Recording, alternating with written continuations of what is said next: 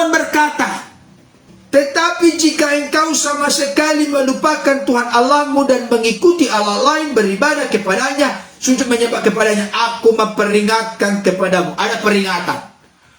Kamu pasti binasa. Artinya Bapak Ibu Saudara, saya sampaikan tadi, Albat atau Abodah, Abdullah, Abdi Allah artinya. Perhatikan baik kalimat ini. Saya akan seberangkan kebenaran yang sangat mendesak dan penting. Dulu bangsa Israel ketika ada di Mesir, mereka diperhamba, diperbudak oleh Fir'aun. Perhatikan baik. Dulu 430 tahun bangsa Israel ditindas, dibuat pahit hidupnya, dibuat menderita, diperhamba, diperbudak. Bangsa Israel takluk secara penuh kepada Mesir, kepada Fir'aun. Tapi ketika mereka dibawa eksodus keluar dengan tangan yang kuat, dengan lengan yang teracung, dengan kuasa Tuhan yang dahsyat, melalui mengutus seorang hambanya bernama Musa, membawa bangsa ini keluar dari perbudakan, bebas dari perbudakan, merdeka dari perbudakan. Maka mereka pun beralih otoritas kepemimpinan mereka dari Fir'aun, teokrasi, di bawah pemerintahan kepemimpinan Allah. Berarti sebelumnya bangsa Israel ada dalam hamba perbudakan Mesir, Fir'aun, maka sekarang bangsa Israel beralih otoritas kuasa kepemimpinannya kepada Allah. Inilah arti hakiki dari ibadah. Kita ini beralih kepemimpinan otoritas kehidupan kita. Bukan lagi kita hamba dosa, tapi sebenarnya menjadi hamba kebenaran. Bukan lagi anak-anak dunia ini, tapi kita sudah menjadi anak-anak Allah. Yohanes 1 ayat 12. Tetapi setiap orang yang menerimanya diberi kuasa supaya menjadi anak-anak Allah, yaitu mereka yang percaya dalam namanya. Saudara dikasih Tuhan, saya kasih tahu biar pikiran kita, hati kita, hidup kita diklik, disadarkan, disetrum oleh firman Tuhan ini. Supaya kita sadar. Ada banyak orang berkata kepada saya, Pak Pendeta, aku sukar untuk menyerahkan hidup kepada Tuhan. Aku sukar untuk menaklukkan diri kepada Tuhan. Kok banyakkan sukar? Aku sulit, aku susah. Kok jadi begitu? Benarkah saudara dan saya telah ditebus oleh Yesus? Masa selalu kata sukar, sulit, susah, 3S. Tolong singkirkan 3S dari diri kita. Selalu berkata susah, sulit, sukar. Susah, sulit, sukar. Ganti dengan kata aku mampu, aku bisa, aku sanggup, karena aku percaya aku tidak berjalan sendiri, karena segala perkara dapat kutanggung di dalam Dia yang memberikan kekuatan kepada aku. Amin Bapak Ibu Saudara. Ini serius Bapak Ibu Saudara. Coba renungkan, hayati. Kalau kita beribadah kepada ilah lain, mengikuti ilah lain, sujud menyembah kepadanya, inilah yang seringkali disebut dengan bahasa yang umum. Berarti ada berhala lain di dalam diri kita. Saya kasih tahu Bapak Ibu Saudara, berhala dalam kehidupan orang Kristen bukan lagi kain merah, bukan lagi pisau keris yang ada keramatnya, yang ada ilmu hitamnya. Bukan lagi menyembah kepada pohon, bukan lagi menyembah kepada yang terlihat. Sekarang ini saya kasih tahu, iblis, setan, roh-roh jahat, kuasa-kuasa kegelapan sudah bergerak bagaimana mengintervensi, mempengaruhi, membujuk rayu akal, rasio, pikiran manusia. Dan yang sangat mengerikan Bapak Ibu Saudara, itu semua sudah didominasi di ujung jari. Naga maksudnya di ujung jari. Dengan ujung jari ini, orang bisa masuk penjara. Dengan ujung jari ini, orang bisa mempermalukan nama Tuhan. Dengan ujung jari ini, orang bisa bunuh diri. Apa maksud saya? Karena sudah kebanyakan aktivitas kita di gadget, di handphone Android kita. Sudah di ujung jari semuanya. Bukan hanya itu. Keterikatan kita, keterbelengguan kita kepada handphone dibanding daripada kepada yang lain. Saya kasih tahu, itu sudah menjadi ilah bagi kita. Sudah mengikuti handphone. Sudah sujud menyembah kepada handphone. Sudah beribadah kepada handphone. Kenapa? Dengarkan baik. Kita tes sekarang. Benarkah kita masih sungguh-sungguh beribadah kepada Tuhan? Lihatlah. Kepada apa Bapak Ibu Saudara meluangkan waktu mayoritas? Sebenarnya itulah hidup kita. Itulah nilai yang kita pegang, kita percayai, kita imani, kita hayati, kita jalankan, kita kerjakan dalam hidup kita.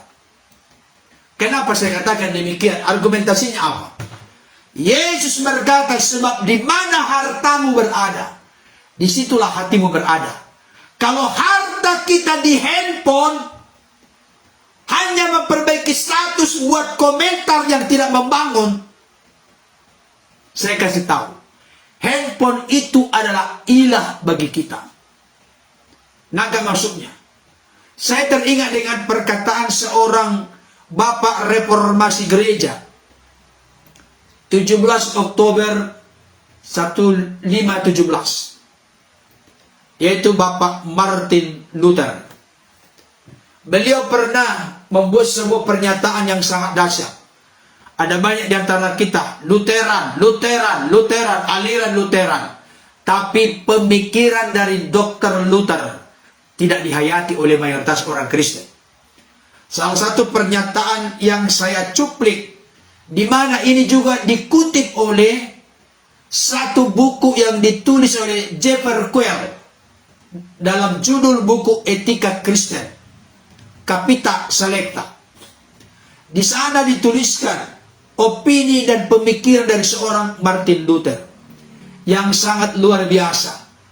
Martin Luther berkata, perhatikan baik ini sangat serius, didasari dengan kasih saya sampaikan kepada Bapak Ibu Saudara.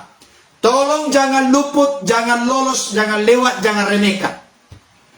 Martin Luther berkata begini, dia yang kepadanya hatimu melekat, dan yang kepada dia itu engkau menaklukkan diri, dialah Allahmu. Saya ulangi sekali lagi. Dia yang kepadanya hatimu melekat, dan yang kepada dia itu engkau menaklukkan diri, dialah Allahmu. Sekarang kita kasih contoh, ibu-ibu banyak yang bergabung. Gosip yang kepadanya hatimu melekat, dan kepada gosip itu engkau menaklukkan diri, gosip itulah Allahmu. Benarkah maksudnya? Kriteria orang seperti ini, tanpa gosip dia tidak bisa hidup sepanjang hari. Gelisah dia, gak tenang dia, gak bahagia dia. Aduh, aku belum bergosip hari ini. Saya kasih tahu, itu Allah kita. Secara konsep, teori, rasio, akal budi, pikiran, bisa kita memiliki konsep Allah yang benar. Tapi yang saya mau sampaikan, bukan konsep itu yang membuat kita berubah. Bukan pengertian pemahaman itu yang membuat kita berubah kalau tidak kita fungsikan sesuai dengan konsep pengertian pemahaman. Tapi untuk mengukur diri kita, saksikanlah aplikasi penerapan hidup kita. Apakah sesuai dengan konsep pengertian pemahaman kita itu? Contoh, biar lebih gampang. Ada seekor induk ayam betina, punya anak 10. Induk ayam betina ini warna bulunya hitam. Dan punya ayam jantannya bulunya warna putih. Kalau kita berpikir secara praktis, kemungkinan besar anak-anak dari ayam ini adalah berbulu hitam atau berbulu putih. Tapi realita kenyataannya, yang 10 anak ini, ada memang yang hitam, ada yang putih, tapi ada yang belang-belang. Pertanyaan saya, ini rumus ya, saya belum kaitkan kepada ilmu pengetahuan. Pertanyaan saya, mana yang benar? Yang benar kenyataannya, anak ayam itu ada hitam, ada putih, ada belang-belang. Kok bisa belang-belang? Belang-belang itu realita, bukan konsep berarti anaknya harus hitam atau harus putih. Buktinya ada belang-belang. Realita kenyataannya adalah apa yang terlihat dari anak-anaknya itu. Demikian juga dengan hidup kita. Contoh praktis ini, saya sampaikan, kita boleh berkata, Allahku adalah Bapa yang memiliki firman yang kekal dan roh yang kekal dalam dirinya. 3 pribadi, realita konkret, satu hakikat. Yesus punya 2 natur kemanusiaan, yang puasa, yang lapar, yang haus, yang dicobai, yang berdoa, yang disunat, yang mati. Natur keilahiannya, berkuasa mengampuni dosa, berkuasa menenangkan air dan laut dan danau, berkuasa memberikan hidup yang kekal, sudah punya eksistensi keberadaan sebelum Abraham ada, sudah punya eksistensi keberadaan sebelum dunia dijadikan. Semua benar, kita mengerti sesuai dengan fakta dan data Alkitab. Tapi realita, aplikasi, praktek hidup kita, apakah benar sesuai dengan apa yang kita yakini, kita percayai? Kita percaya Allah itu Esa.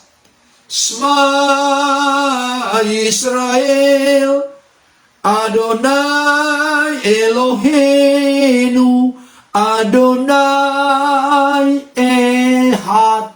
Ulangan 6 ayat 4. Dengarlah hai orang Israel, Tuhan itu Allah kita, Tuhan itu Esa. Kalau Tuhan itu Esa, itu terkait dengan penekanan, tidak boleh ada ilah lain, tidak boleh kita mengikuti ilah lain, tidak boleh kita sujud menyembah kepada Allah lain, tidak boleh kita beribadah kepada Allah lain. Saya ulangi kembali pernyataan dari Martin Luther ini. Dia yang kepadanya hatimu melekat dan yang kepada dia engkau menaklukkan diri, itulah Allahmu. Kita masukkan kata handphone. Ikuti saya, kata handphone. Handphone yang kepadanya hatimu melekat dan tanpa diperbudak, diperhamba oleh handphone itu, kita ditaklukkan diri kepadanya. Maka handphone itu adalah Tuhan kita. Kitab Petrus berkata, seseorang yang ditaklukkan oleh sesuatu, maka dia adalah hamba dari sesuatu itu. Jadi Dr. Martin Luther mengutip dari kitab Petrus. Saya ulangi kembali, seseorang yang ditaklukkan oleh sesuatu, maka dia adalah hamba dari sesuatu itu. Sekarang saya tanya kepada Bapak Ibu Saudara yang bergabung saat ini, apa yang menaklukkan dirimu? Mari kita jujur. Jujur dulu, jujur. Karena kejujuran, keterbukaan adalah awal dari pemulihan, awal dari perubahan, awal dari transformasi, awal dari pembaharuan, awal dari reformasi dalam hidup kita. Saya mau tanya dulu, adakah sesuatu yang menaklukkan diri Bapak Ibu Saudara kecuali Tuhan? Berarti kita hamba dari sesuatu itu atau hamba budak dari seseorang itu. Saya kasih tahu, tidak akan pernah kita memiliki kualitas ibadah yang menyenangkan Tuhan, yang menyentuh hati Tuhan, kalau kita masih memiliki ilah-ilah lain. Karena beribadah aboda Albert Abdullah, abdi Allah, hamba Allah, budak Allah. Hidup kita taklukkan, kita tundukkan, kita taruh, kita serahkan kepada Tuhan. Makanya Roma 12 ayat 1 berkata apa? Karena itu saudara-saudara, demi kemurahan Allah aku menasihatkan kamu supaya kamu mempersembahkan tubuhmu sebagai persembahan yang hidup, yang kudus, yang berkenan kepada Allah. Itulah ibadahmu yang sejati. Ibadah yang sejati adalah penyerahan hidup kita, total beribadah kepada Tuhan, mempersembahkan, menaklukkan diri kita kepada Tuhan. Bukan seperempat, bukan setengah, bukan 3/4, tapi seluruh hidup kita, roh, jiwa, tubuh kita, kita serahkan dan persembahkan totalitas keseluruhan kepada Tuhan. Jangan ada yang disisakan. Itu sebabnya berhala itu artinya adalah segala sesuatu yang merintangi dan menghalangi kasih kita kepada Tuhan. Makanya pernyataan dari Martin Luther dan pernyataan dari surat Petrus itu, dia yang kepadanya hatimu melekat dan yang kepada dia engkau menaklukkan diri, dialah Allahmu. Yang benar adalah Tuhan, yang kepada Tuhan hati kita melekat dan kepada Tuhan kita taklukkan diri, maka Tuhan adalah Allah kita. Saya katakan, cara kita mengingat Tuhan, beribadah hanya kepada Tuhan. Taklukkan diri, serahkan diri, persembahkan totalitas hidup hanya kepada Tuhan. Jangan kepada yang lain.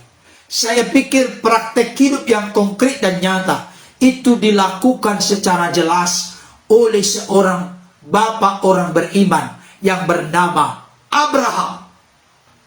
Semua tindakan Abraham dianggap Tuhan sebagai sebuah kebenaran. Makanya Abraham disebut sahabat Allah. Kenapa saya katakan konteks beribadah kepada Allah ini cocok sekali, tepat sekali dengan realita kenyataan kehidupan Abraham dalam puncak dia diuji oleh Tuhan. Ketika Tuhan berfirman, Abraham, sahutnya, ya Tuhan. Ini terlihat dari Kejadian 22. Ambillah anakmu yang kau kasihi itu, anakmu yang tunggal itu, bawalah dia ke tempat yang akan kutunjukkan kepadamu, persembahkanlah dia sebagai korban bakaran.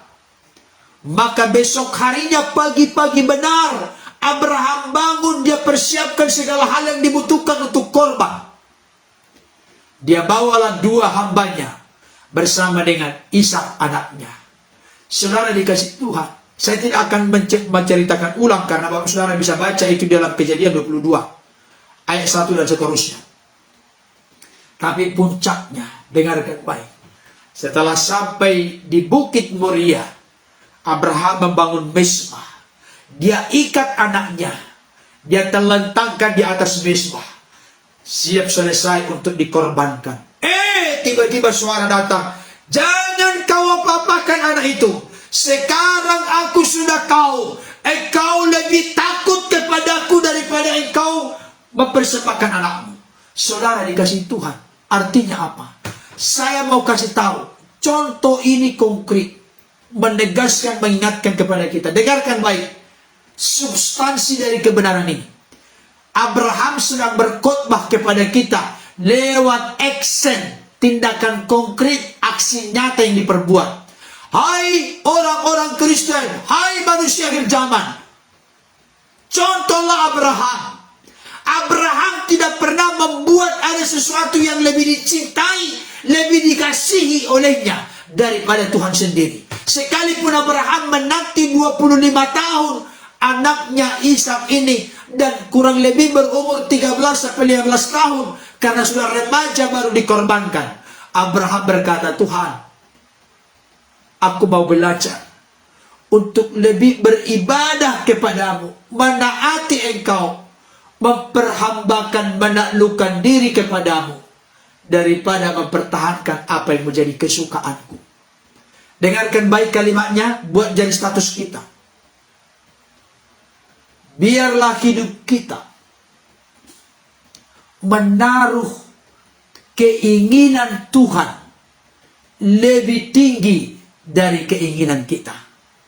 Itulah puncak dari doa Yesus, Bapak Ibu Saudara, yang sangat terkenal itu. Sehingga akhirnya nanti memunculkan doa yang sangat dahsyat dan luar biasa di Bukit Golgota. Apa itu? Ya Bapa, kalau boleh, biarlah cawan ini berlalu daripadaku. Cawan itu artinya penderitaan. Tetapi janganlah kehendakku yang jadi, kehendakmu lah yang terjadi. Karena doa inilah akhirnya nanti di kayu salib Yesus berdoa kepada Bapaknya terkait dengan orang-orang yang telah menyiksanya, orang-orang yang telah memaku tangan dan kakinya, orang-orang yang mengakutai duri kepalanya, orang-orang yang menutus lambungnya, orang-orang yang telah mencambuknya dalam Via Dolorosa, jalan sengsara salib Kristus. Yesus pun berkata, ya Bapa, ampunilah mereka, sebab mereka tidak tahu apa yang mereka perbuat. Wow, luar biasa. Makanya saya sangat tidak percaya kalau itu diserupakan dengan Yudas. Mana mungkin Yudas berkata demikian di kayu salib? Halo Bapak Ibu, nggak mungkin itu Yudas. Mana mungkin keluar dari kata yang suci dan mulia agung seperti itu dari mulut seorang Yudas? Tidak. Ya Bapa, ampunilah mereka, sebab mereka tidak tahu apa yang mereka perbuat. Hanya Sang Juru Selamat, Yesus Tuhan kita lah yang berkata demikian. Dan akhirnya nanti dikutip sekalipun tidak persis oleh seorang Stefanus. Janganlah tanggungkan kesalahan itu kepada mereka. Wow. Dan kita pun sekarang ini mengikuti jejak Yesus. Ampunilah dia, sebab dia tidak tahu yang mereka perbuat. Apapun komentar, apapun cacian, apapun hinaan dari orang-orang lain di sana terhadap Yesus Kristus sebagai Tuhan Juru Selamat kita, katakan bersama dengan saya, ampunilah mereka, sebab mereka tidak tahu apa yang mereka perbuat. Saudara dikasihi Tuhan, tanpa panjang lebar saya simpulkan untuk kita 3 cara efektif, efisien untuk kita tidak melupakan Tuhan atau ingat Tuhan. Yang pertama, berpegang kepada firman. Yang kedua, hiduplah rendah hati. Yang ketiga, beribadahlah hanya kepada Tuhan. Taklukkan diri kita, serahkan, persembahkan hidup kita hanya kepada Tuhan. Supaya tergenapilah lagu pujian. Sungguhlah hidupku telah ditebus oleh kuasa darah yang kudus. Sekarang hidupku bukan milikku lagi. Apapun yang Tuhan mau lakukan. Mantap lagu itu. Apapun yang Tuhan mau inginkan. Hebat lagu itu. Asalkan Tuhanku senang, semua ku relakan, namanya dimuliakan. Mari sama-sama nyanyi. Nyanyi sama-sama refrennya. Suka-sukamu Tuhan, suka-sukamu Tuhan, suka-sukamu Tuhan, suka-sukamu Tuhan, suka-sukamu Tuhan, suka-sukamu Tuhan, suka-sukamu Tuhan, suka-sukamu Tuhan. Jangan dibalikmu denganku. Pastinya lopati. Mari jangan kita balikmu denganku. Suka-sukaku Tuhan. No, no. Suka-sukaku Tuhan. No, no. Suka-sukaku Tuhan. No, no. Suka-sukaku Tuhan. No, no. Tidak boleh. Kenapa? Karena kitab Yesaya berkata, Engkau penjunan ku tanah liat, bentuk jadikan ini doaku, ubah hatiku seputih salju, ubah hatiku seperti dirimu. Ketika hati kita melekat kepada Tuhan, ketika kita tidak ada berhala-berhala lain dalam diri kita, ketika kita hanya menaklukkan diri kepada Tuhan, ketika kita hanya sujud menyembah kepada Tuhan, bukan kepada yang lain, percayalah engkau akan dibawa kepada dimensi ilahi yang semakin indah, semakin dahsyat, luar biasa, untuk hidupmu menyenangkan, mempermuliakan Tuhan. Katakan bersama dengan saya seperti Rasul Paulus. Meskipun manusia lahiriah kami, umur kami makin bertambah, makin tua, tapi biarlah manusia batinia kami, manusia rohania kami, manusia spiritualitas kami diperbaharui dari sehari ke sehari, sehingga menjadi serupa seperti Kristus. Kiranya kebenaran firman Tuhan ini dapat meneguhkan, mengokohkan, menguatkan kita semua.